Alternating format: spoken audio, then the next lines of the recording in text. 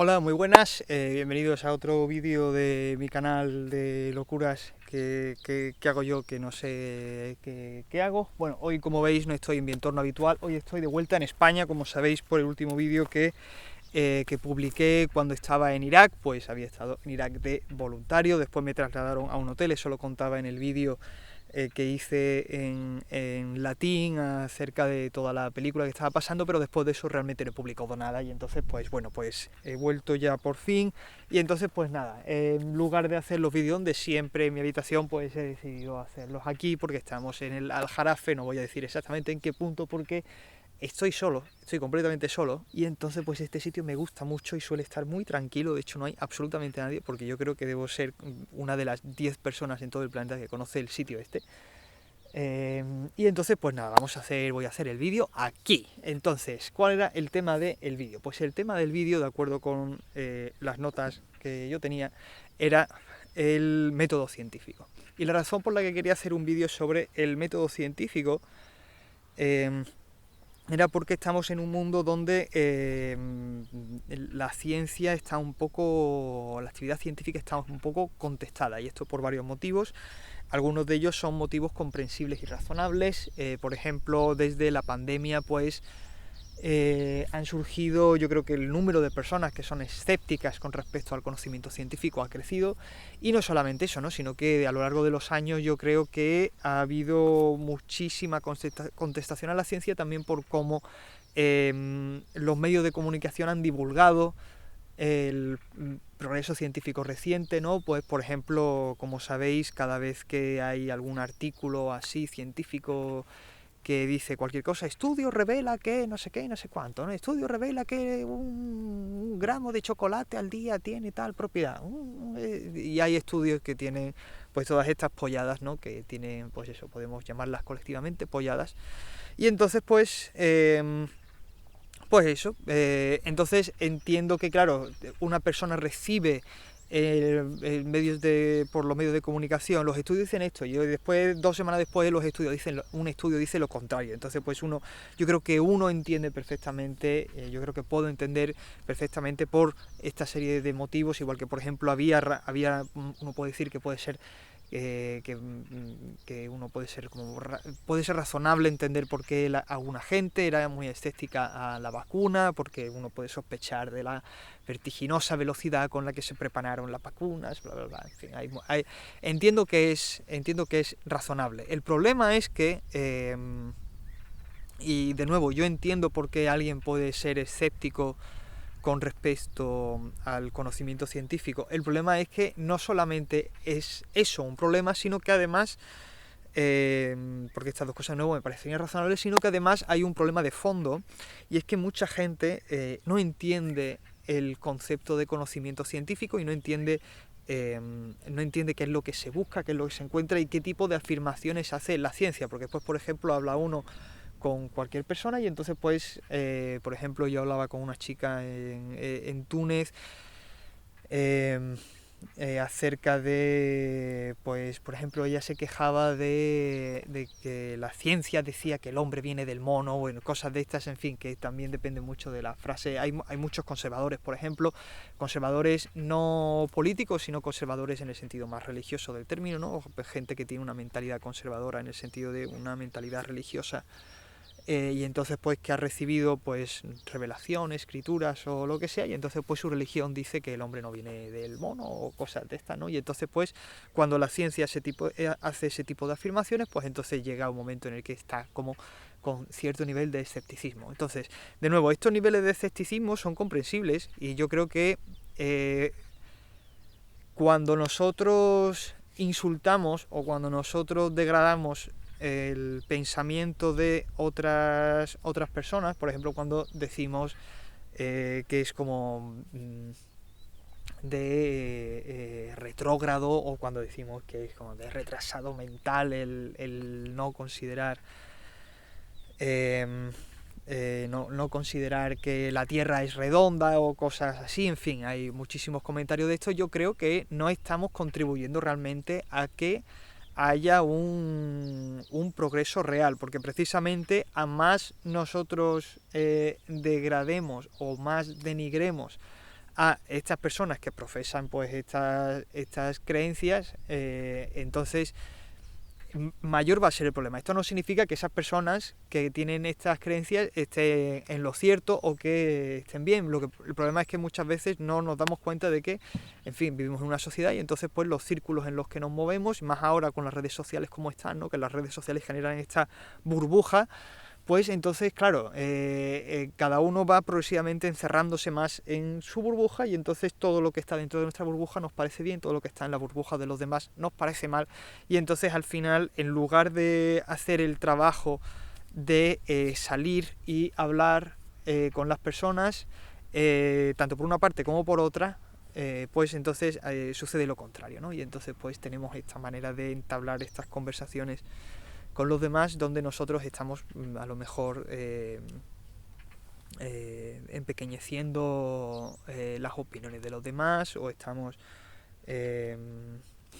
negándoles, por decirlo así, cierta validez. Entonces, en este contexto yo quiero presentar el método científico, yo quiero hablar del método científico no como si fuese una especie de verdad revelada absoluta, sino que quiero presentar el método científico como por etapas, y quiero presentar el método científico de manera que sea razonable, ¿no?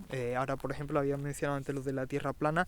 Hay muchos terraplanistas que hablan, por ejemplo, de las evidencias de que la Tierra es plana, y entonces pues yo no quiero yo no quiero hacer otro vídeo diciendo, oh, estúpidos terraplanistas, no, porque entonces no llegamos a ninguna parte, ¿no? Entonces yo creo que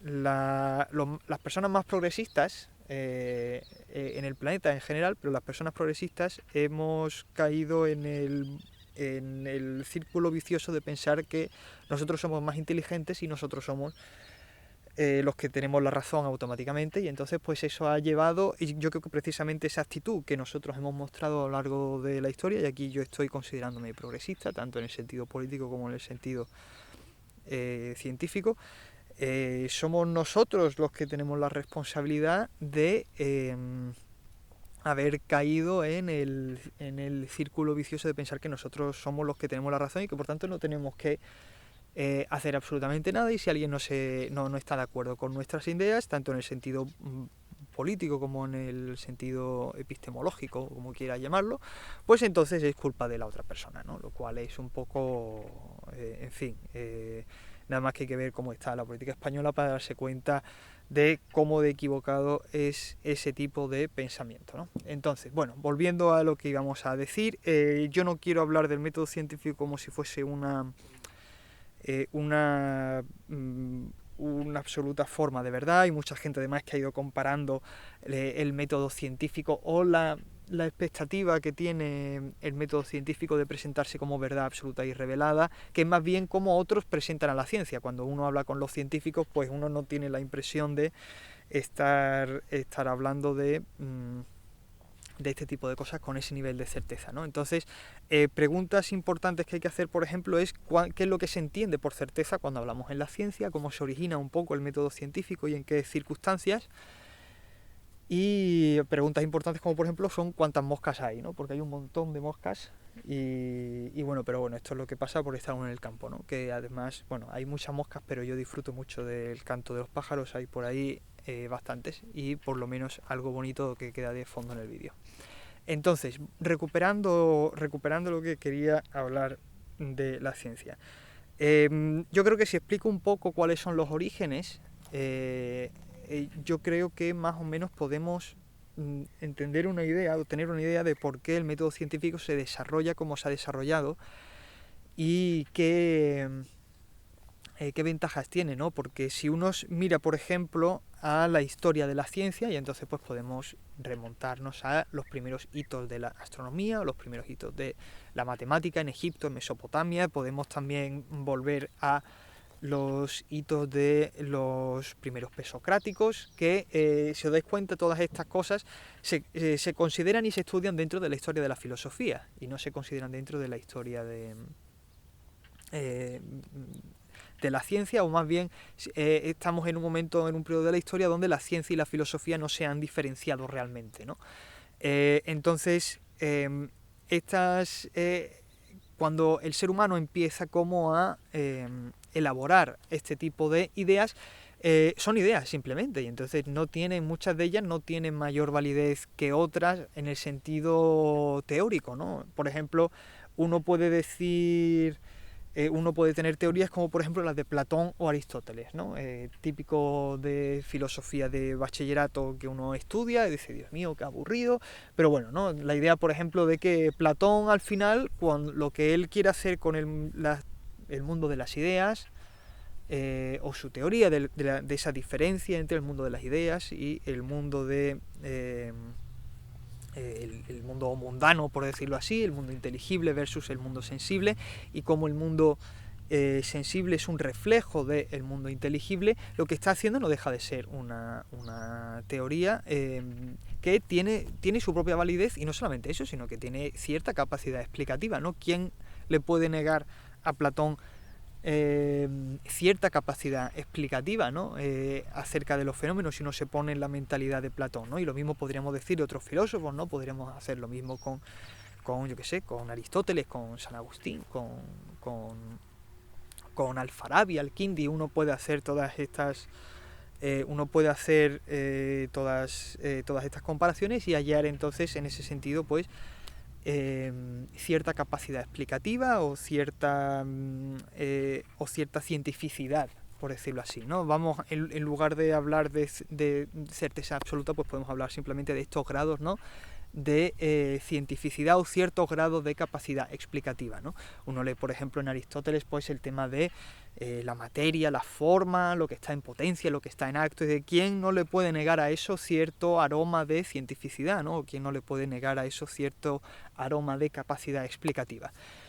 Entonces, estas cosas, precisamente cuando se genera el método científico por diversas exigencias. En primer lugar, porque, por ejemplo, cuando los árabes reciben todas las teorías que estaban en el mundo griego, los árabes más bien, el pensamiento en el mundo islámico, porque no solamente eran árabes dentro del mundo islámico, muchos, de hecho, de los pensadores científicos eran persas, eran turcos o eran, en fin, de otras etnias diferentes del mundo árabe, ¿no? Muchos además incluso no eran ni siquiera musulmanes, pero vivían, digamos, en este mundo que podríamos llamamos mundo islámico, no refiriéndonos a la religión, sino más bien al marco geográfico cultural de este mundo, y que por tanto incluye otras etnias y otras religiones, ¿no? Y otras lenguas también, no solamente el árabe. Entonces, bueno, volviendo a lo que iba, el pensamiento del mundo islámico es un pensamiento que tiende, o que ha intentado siempre encontrar, por decirlo así, unidad dentro dentro del pensamiento heredado. Como sabéis, había muchísimas escuelas en Grecia, todas estaban más o menos compitiendo entre ellas. Estas escuelas, por ejemplo, estoicismo, hedonismo,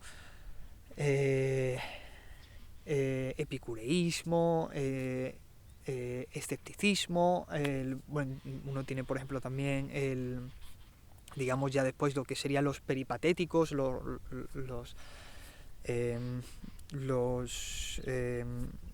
discípulos de Aristóteles, o bueno, los discípulos intelectuales de Aristóteles, no necesariamente discípulos directos de ellos. Todas estas corrientes, muchas de ellas, por ejemplo, tienen diferentes teorías acerca de, por ejemplo, la visión. Esto lo hablaba yo en un vídeo que hice sobre la importancia de la óptica, ¿no? Y cómo Ibn al-Haytham, por ejemplo, que es un pensador árabe egipcio, pues recibe estas diversas teorías sobre la óptica, ¿no? Entonces, si uno ahora se pone en la posición de Ibn al-Haytham, y vamos a intentar hacer eso ahora, pues lo que uno se encuentra son diferentes textos donde se dicen diferentes cosas. Todas ellas pueden tener cierto nivel de capacidad explicativa, es decir, no podemos negarle a la teoría estoica de la visión o a la teoría aristotélica de la visión cierta capacidad explicativa. Todas estas cosas tienen capacidad explicativa. El problema es que son contradictorias entre ellas, es decir, si la teoría aristotélica de la visión es correcta, la otra teoría no puede ser correcta. Es decir, si la teoría aristotélica de la visión es correcta, la otra, por ejemplo la de los estoicos, no puede ser correcta. Entonces, Ibn al-Haytham se encuentra con este problema de él quiere, como muchísimos pensadores en el mundo islámico, él quiere encontrar esa unidad dentro de las ideas, y él quiere encontrar la teoría que funcione, y entonces para eso necesita hacer un chequeo. Entonces, ¿qué es el chequeo? Pues el chequeo va a ser el experimento. Y entonces Ibn al-Haytham empieza a diseñar una serie de experimentos que él registra y están en su libro de la óptica, que es posiblemente uno de los mayores logros de la historia de la ciencia universal. Han sido los libros, bueno, el libro de óptica de Ibn al-Haytham, que además fue traducido al latín, como imagino que imagináis, fue traducido al latín y, en fin, pasó a Europa, etcétera, y fue muy influyente tanto en la óptica en sí como en la metodología, ¿no? Porque al final es metodología científica, o casi científica, ¿no? Y entonces, al final lo que se hace, por ejemplo, es este chequeo. No en todo lo que nosotros hacemos podemos hacer el mismo tipo de chequeos, y muchas veces el tipo de chequeos, que es lo que nosotros diríamos que es el experimento, no en todo se puede hacer experimento, ¿no? Fijaos, por ejemplo, si nosotros viajamos atrás en el tiempo y nosotros nos movemos a la astronomía, al campo de la astronomía, y aquí, por ejemplo, pues podemos meter el tema de los terraplanistas. Nosotros no podemos, o sea, con los medios tal y como los podía tener una persona en el siglo XII, pues no podemos saber si la Tierra es redonda o si la Tierra es plana de manera directa y clara. Es decir, los griegos ya sabían que la Tierra era redonda, y lo sabían por varios motivos. Entonces, cuando nosotros por ejemplo, escuchamos a los terraplanistas y entonces pues entramos en este debate, pues entonces no tenemos que entrar en este debate, digamos, insultando o haciendo una cosa así como el ridículo, ¿no? Sino que tenemos que apuntar a ciertos fenómenos, ¿no? Por ejemplo, el hecho de que las estrellas, es decir, por la noche, por ejemplo, pues el marco visual de nuestro campo visual de las estrellas cambia en función de nuestra latitud, y a medida que nos movemos hacia el norte o nos movemos hacia el sur, pues las estrellas cambian. ¿Por qué cambian? Pues porque, como la Tierra es redonda, nosotros vemos un cielo diferente a medida que avanzamos a lo largo de la curvatura de la Tierra, ¿no? Esta es una de las muchas cosas que se pueden decir. Por ejemplo, se dice mucho lo del barco, ¿no? Que cuando un barco desaparece en el horizonte, pues desaparece de esta cierta manera, que implica que la Tierra es redonda, etcétera, ¿no? Entonces, aquí, por ejemplo, la Tierra es redonda, pues sí. De hecho, como se sabe, Eratóstenes ya calculó el diámetro de la Tierra con bastante certeza. Y entonces, pero por ejemplo, para otras cosas no. En astronomía, por ejemplo, cómo chequear, cómo experimentar con Marte, por ejemplo, porque con nosotros podemos decir, vale, podemos tener evidencias de que la Tierra es redonda, evidencias que no se pueden explicar, por ejemplo, si uno piensa que la Tierra es plana. ¿Cómo puedes explicar tú que las estrellas cambian, por decirlo así? Cambian las estrellas que vemos cuando nos desplazamos de norte a sur, si tú piensas que la Tierra es redonda, ¿no? Pues esto, por ejemplo, es una pregunta que el terraplanista tiene que responder, ¿no? Y entonces no tenemos que entrar directamente a eso insultando, sino decir, bueno, que responda a esa pregunta, ¿no? Y entonces esa pregunta puede hacerle reflexionar de una cierta manera, ¿no? Igual que, por ejemplo, pero si, de nuevo volviendo, por ejemplo, el centro del universo es la Tierra o el Sol. No existe realmente, nunca hubo una evidencia clara, sino diferentes modelos fueron surgiendo, diferentes modelos habían sido ya criticados. Por ejemplo, el modelo copernicano había sido criticado muchísimo, el modelo tolemaico había sido criticado a lo largo de los siglos por mucha gente. Ibn al-Haytham, por ejemplo, lo hablábamos antes de él, Ibn al-Haytham criticó este modelo. La existencia del modelo aristotélico siempre supuso un incordio al modelo tolemaico, porque Aristóteles quería hacer un modelo físico que hiciese una descripción clara del universo, mientras que el universo tolemaico no casaba realmente bien con Aristóteles, y además el Almagesto, el corpus de Ptolomeo, realmente estaba pensado para resolver los problemas de matemática, de predicción de dónde estaban los planetas, y no intentaba ser un modelo físico, o por lo menos no al mismo nivel o al mismo modo en que lo pretendía ser Aristóteles, ¿no? Y precisamente esa diferencia pues ha hecho a lo largo de los siglos pensar mucho a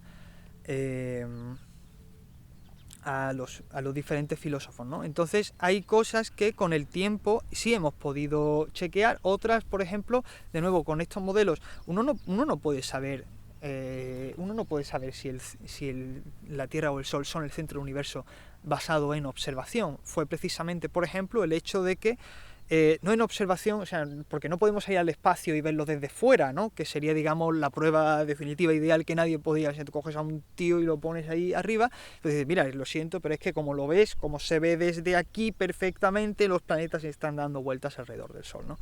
Eso sería como, digamos, hacerle eso a alguien, pues sería como darle la prueba absolutamente definitiva, ya que no se puede negar, ¿no? Eso naturalmente es imposible. De hecho, lo que se ha hecho son pequeñas, lo que se han hecho a lo largo de la historia han sido pequeñas observaciones, que no eran observaciones que constituían una prueba directa de que la Tierra fuese el centro que el Sol fuese el centro del universo, sino que han sido observaciones pequeñas que se han ido acumulando, pequeñas cosas que han ido desmontando lo que existía antes, ¿no? Y entonces, pues, por ejemplo, en este orden, pues, con la aparición, por ejemplo, del telescopio, pues se ven cráteres en la Luna, se descubren las lunas de Júpiter. Por ejemplo, el modelo matemático que genera primero Copérnico y después que va a continuar Kepler, hacen la matemática de la predicción del movimiento de los planetas algo mucho más sencillo. El hecho de que sea sencillo, el hecho de que algo sea sencillo no tiene por qué necesariamente constituir prueba de su verdad, pero el hecho de que los cálculos sean más sencillos se ha tomado como prueba de que el modelo era cierto. Es decir, la sencillez y la armonía que existía dentro de, por ejemplo, el modelo de Kepler con respecto a otros modelos, por ejemplo el modelo de su maestro Tycho Brahe, ¿no? Que él pensaba que la Tierra era el centro del universo, que el Sol giraba alrededor de la Tierra y que los planetas giraban alrededor del Sol, ¿no? Este era el sistema que proponía Tycho Brahe, que fue colaborador de Kepler, ¿no? Y entonces, o sea, más bien Kepler fue su colaborador. Y entonces, observacionalmente, por ejemplo, uno puede crear todo este tipo de sistemas, ¿no? Entonces, y uno puede casar realmente la observación con cualquier teoría, y entonces es este tipo, son pequeñas cosas al final las que determinan que la comunidad científica se decante o no por una teoría o por otra. Al final, las teorías son qué son más convincentes y qué constituye una prueba o qué constituye algo qué elemento puede convencerme más, ¿no? Por ejemplo, Feyerabend, que es un pensador científico, es un teórico de la ciencia, pues habla, por ejemplo, del anarquismo metodológico, ¿no? Donde él dice que realmente los sistemas científicos, los sistemas cosmogónicos, o como quiera uno llamarlo, no tienen por qué necesariamente tener ninguna conexión con la realidad, sino simplemente que tienen que ser convincentes, ¿no? Y entonces pues uno puede entender que el hecho de el ser convincentes, el hecho de que sean tan convincentes que nadie realmente cuestione este tipo de cosas, o que sea muy difícil cuestionarlas, pues hace, por ejemplo, que que nosotros tengamos que ver la ciencia, que es un poco como a lo que yo iba, que nosotros tenemos que ver la ciencia al final como un conjunto de hipótesis, y no solamente, sino que es toda una actividad y es un colectivo de personas. Ciencia tiene bastante significado, ¿no? Pero al final, cuando nosotros entendemos ciencia como ese conjunto de hipótesis o esa imagen del mundo que nosotros tenemos, al final no deja de ser otra cosa más que está flotando en el aire en medio de muchas cosas, porque hay sistemas religiosos, hay sistemas filosóficos que pueden ser más o menos filosóficos, pero pueden ser mentalidades o formas de pensar que están todas como coexistiendo aquí, ¿no? Y entonces, pues, al final nuestra capacidad de convicción sobre los demás, y muchas veces esto, la capacidad de convencer algo no tiene nada que ver con la rigurosidad de pruebas científicas, la capacidad de convencer puede ser completamente, puede estar completamente no ligada a rigurosidad científica y bueno, pues tenemos que también ser conscientes, de eso. Necesitamos, por decirlo así, una pequeña dosis de humildad, ¿no? En este sentido, que al final sí es verdad que estamos, o sea, la ciencia moderna, tal y como está ahora, está mucho más próxima de tener modelos más precisos, modelos que nos ayuden a predecir mejor y más,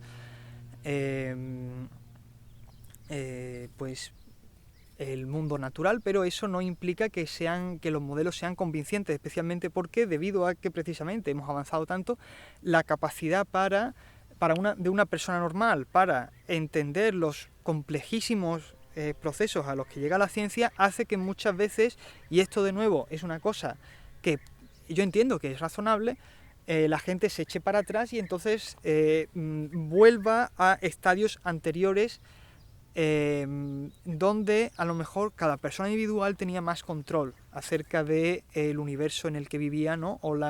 o la imagen del mundo de ese universo en el que vivía. Entonces, por ejemplo, aquí entro en el tema de, otra vez, por ejemplo, de pues el terraplanismo o teorías así absurdas, que no es que sean absurdas, simplemente es que dejan más control al individuo. ¿Por qué? Porque yo tengo que confiar en los científicos de la NASA, que son unos señores que están a 10.000 kilómetros mía haciendo cosas que yo no entiendo.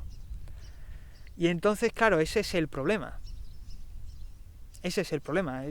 Leyendo papers, ¿quién lee los papers estos que se publican en las revistas de la NASA? Pues la gente que está en la NASA, y entonces pues todo un mundo de aquí, todos nos chupamos la polla de los demás, y entonces pues todo ese mundo académico está en una dimensión paralela que la persona normal pues no tiene por qué entender, ¿no? O no tiene por qué comprender, o no tiene por qué saber, ¿no? Y entonces pues es normal que el ser humano vuelva a estadios anteriores donde, por ejemplo, como decíamos los terraplanistas, pues el terraplanista puede vivir en su mundo y el terraplanista puede encontrar evidencias o puede encontrar cierta capacidad explicativa dentro de las cosas cotidianas en las que se encuentra, ¿no? Y entonces, en ese sentido, no tenemos que despreciar a la persona que se vuelve terraplanista o la persona que se vuelve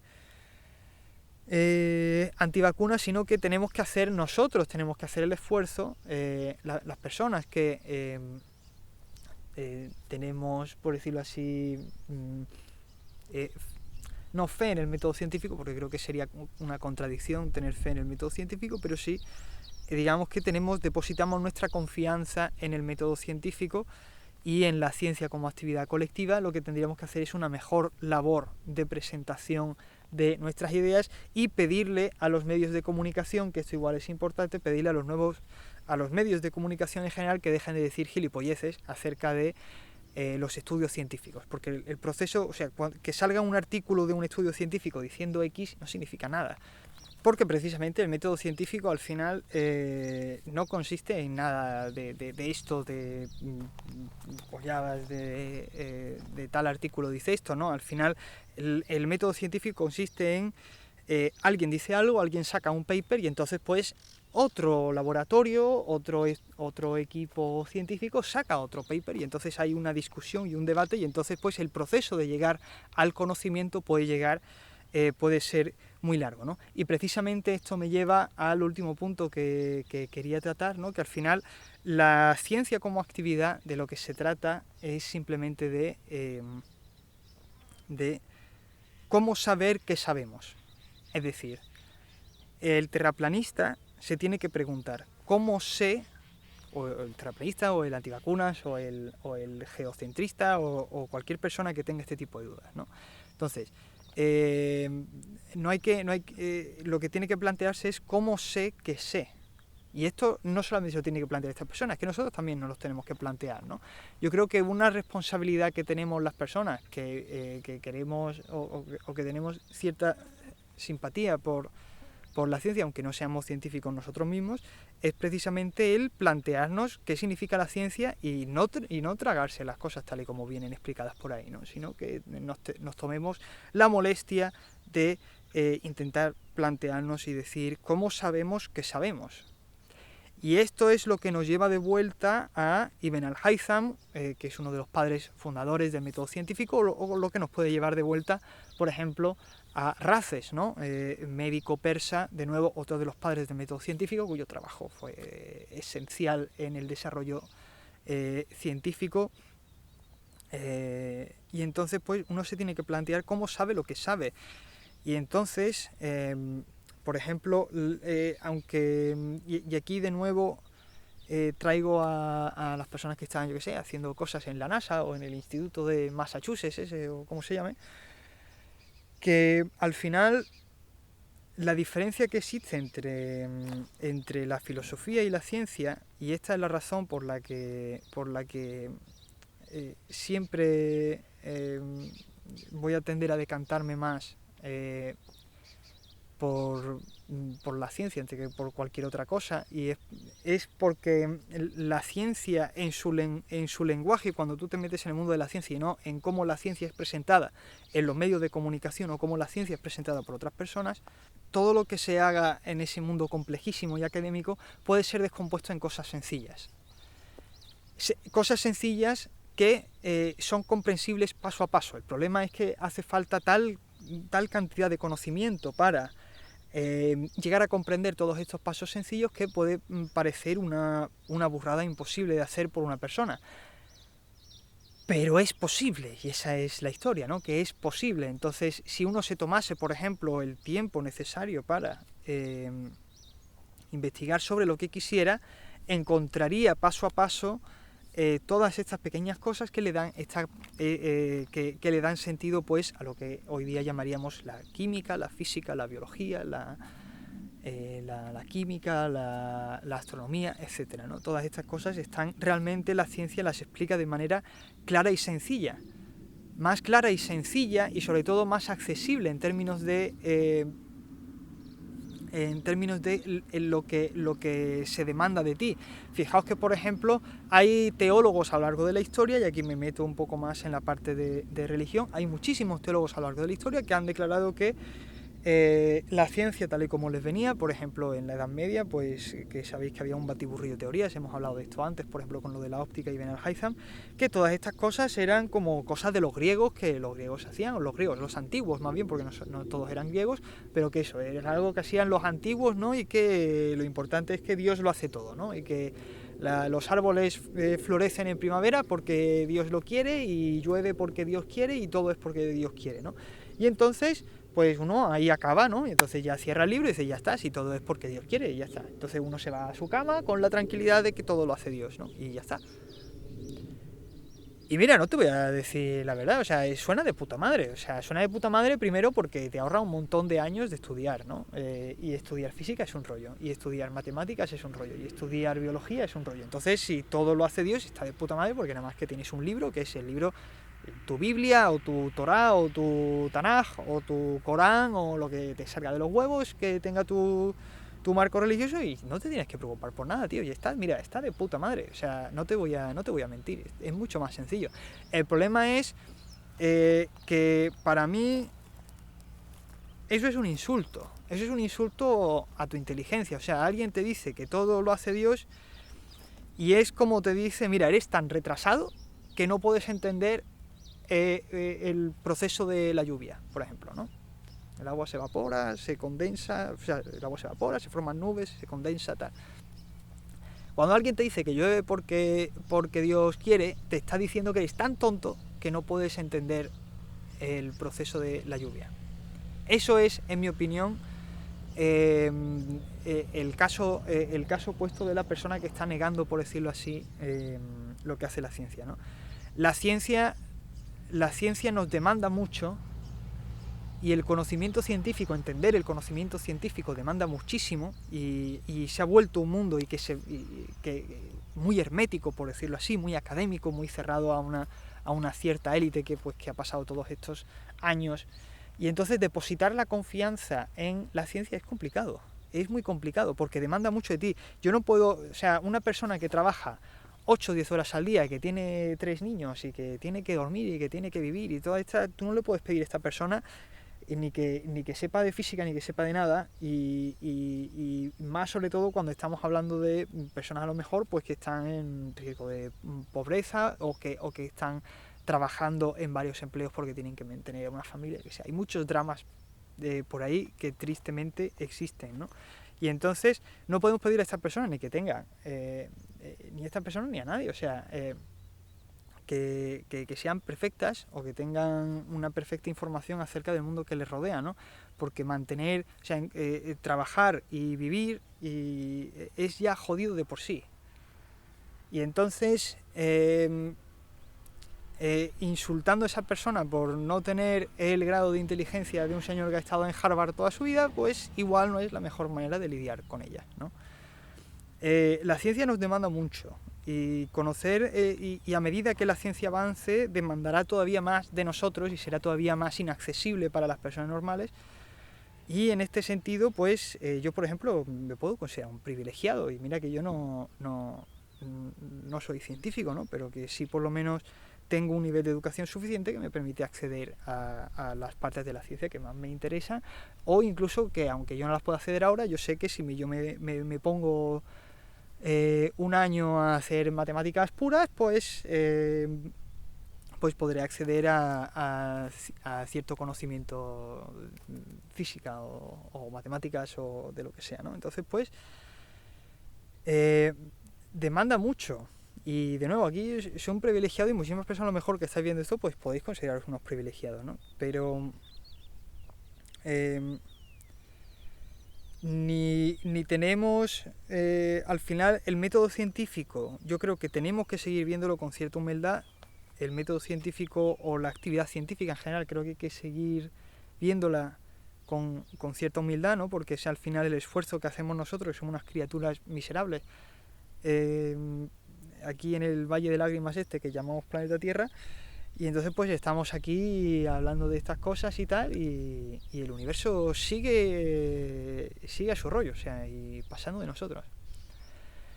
Entonces, en fin, yo creo que lo he dicho todo, y creo que he dicho un montón de cosas, y este vídeo va a ser larguísimo, y no sé realmente cuál es el punto. Yo creo que es casi un punto más sociológico que otra cosa, ¿no? Lo que quiero transmitir, pero bueno. Muchísimas gracias por ver el vídeo, espero que os haya gustado, espero que os haya interesado, espero o por lo menos que no sintáis que hayáis perdido el tiempo viendo el vídeo. He intentado meter muchas cosas aquí y así y sé que es un poco complicado, pero bueno. Muchísimas gracias y nos vemos en el siguiente vídeo.